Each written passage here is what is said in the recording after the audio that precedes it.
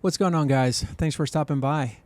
I've been playing Lords of the Fallen pretty much exclusively since release, so after some time learning the game, I thought I would make a build video, mainly to help people who are looking for the same info I've been gathering. When I started the game, all I knew is I wanted to go melee, but that was it. I had no idea how builds worked in this game as opposed to the original Souls games. I'm new to the franchise, and all I knew is that the trailer looked amazing, good enough for me to pre-order, but I had no reference other than knowing it's a Souls-like. There are some key differences that make this game feel like it has its own character by significantly iterating upon the systems we've come to know in Souls games, and I am of the opinion that Lords of the Fallen usually brings improvements to the table. They've actually managed to expand on the formula with some really cool innovative mechanics, and it's so impactful on the way the game plays and so well done that for me they aren't just copying the formula but actually contributing to its evolution. Other times though, they deviate in core features, and I feel they would be better off sticking to the original formula, at least in instances like the parry mechanic. Anyway, as I got familiar with the combat flow and all the different gear, I got closer to what I was looking for, which ended up being pure strength.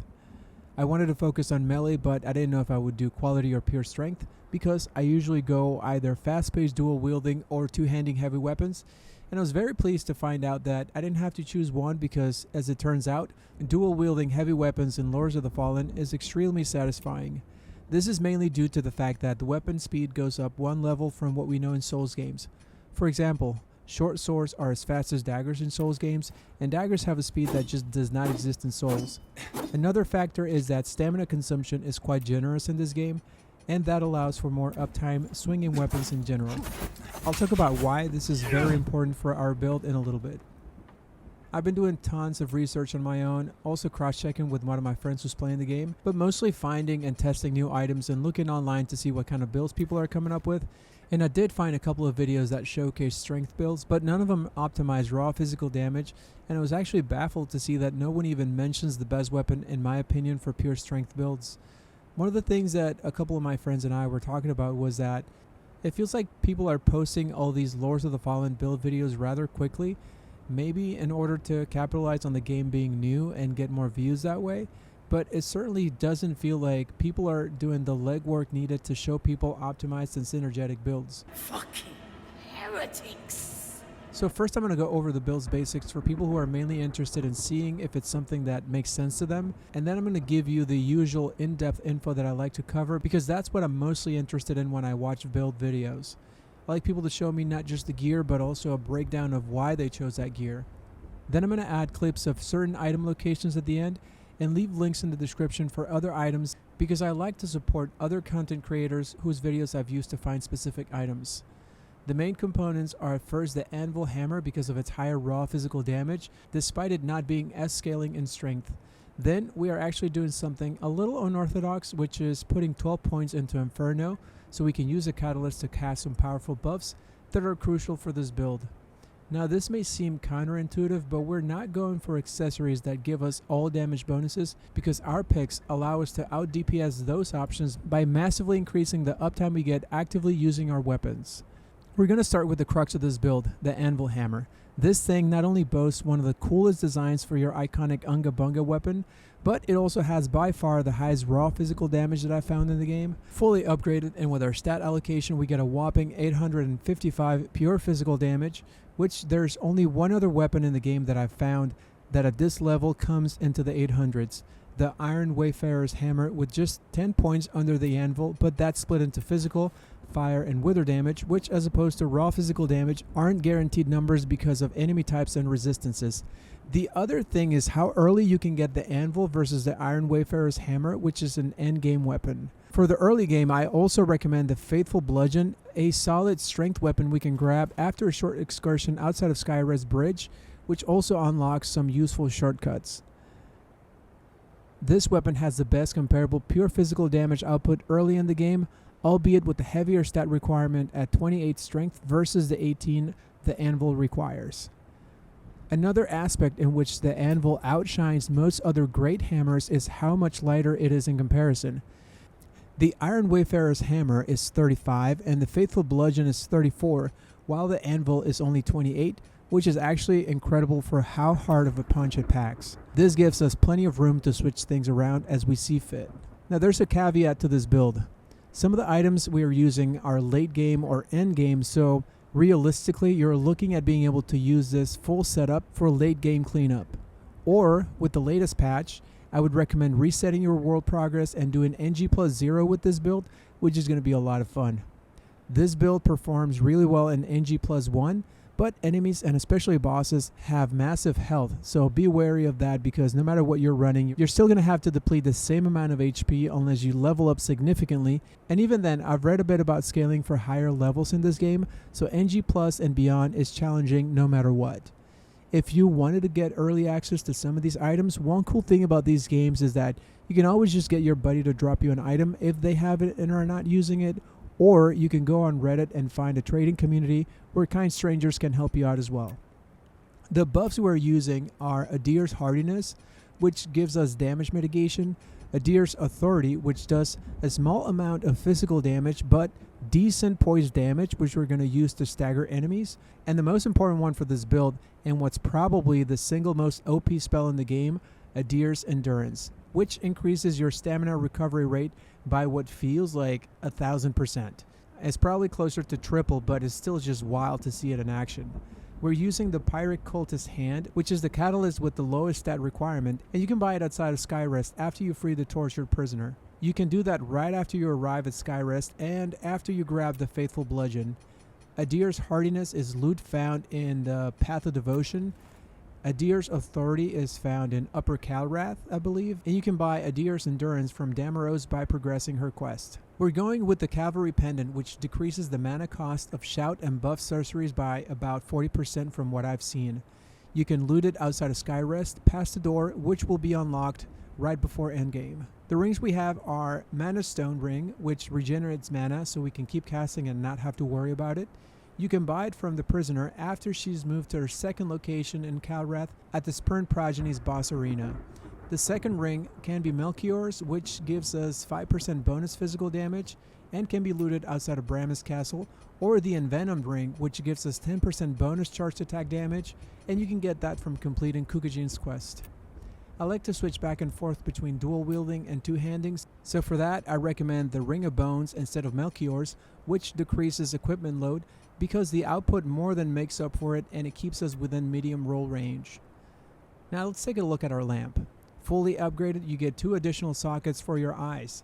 Eyes have main and secondary effects depending on where they're slotted. For the main socket, we're going to go with the Eye of Loesch, which we can access early in the game with only one mini-boss barring the way. The effect is huge for our build. While charging a heavy attack, all damage is received as wither damage, and your posture cannot be broken, which means we effectively gain invulnerability anytime we charge an attack, and I cannot overstate how impactful that is for our build. That means every time we land a charged attack, we're going to regain any health lost during the charge if we land the attack, which I haven't really had any problems doing. I also recommend the Eye of Iorello the Cursed Knight as a main socket option because it increases Soulflay stun duration. For the secondaries, we're going with the Eye of Marco the Axe, which gives us +1 Soulflay charge. With this build, we're going to be doing a lot of Soulflaying because it's one of the best combat mechanics in the game. It's fun, it's effective, and it's fucking sick. I think I found that one in Upper Calrath. Its primary effect is also really cool, but not as good of a fit for our build. Lastly, we have another excellent fit for our build in the Eye of Olorin, which gives us 25% bonus damage to enemy soul and can be found in the Tower of Penance. I hadn't really been paying much attention to the eyes and their effects, but honestly, once I found those eyes, the build just came together and I finally started seeing the kind of results I was after. The runes we're using are Ixion's and Vaeus's for bonus physical damage and because they fit the slot shapes on our weapons. You can find most runes as random enemy drops and can slot up to 3 on weapons that are fully upgraded. To unlock this feature, you have to find 3 rune tablets around the world and give them to the blacksmith.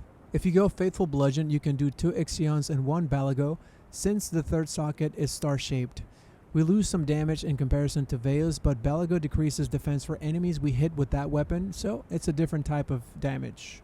Now there will be the occasional encounter where we need ranged weapons, but that's not a problem because of how quickly you can swap from your catalyst to a bow, or you can equip Infernal Orb or Lava Burst, which are the only ranged spells with lower infernal requirements. I recommend using a bow though, since they're going to be more effective due to the fact that they scale off strength and agility, which are our main stats, as opposed to Inferno, which we have the bare minimum to meet the requirements for our catalyst, and that's going to be the main stat affecting Infernal Orb and Lava Burst. The bows I like are the King Ranger Hunter Bow as the best DPS option, or the Fungal Bowman's Bow, which is a solid runner-up. I recommend using the Holy, Cinder, and Wither arrows as they are the 3 highest damage types. For the armor, we are currently rocking the Iron Wayfarer set, which you can get by completing his quest. It has some amazing damage mitigation on top of looking fucking sick. We altered the look a bit with a Eerie Tinct, which you can get by completing the current Halloween event, but I would also recommend the Harbinger Tinct, which can be found at the Forsaken Fen in case you missed scooping up Eerie. The helmet is the skull from the Putrid Mother's altar next to Molhu, and you can buy it for 400 plucked eyes, which is the revenge currency in the game you get by soul flaying these little icons you find around, and then killing an empowered version of an enemy who killed another player. You get 3 eyes per successful revenge, so happy grind.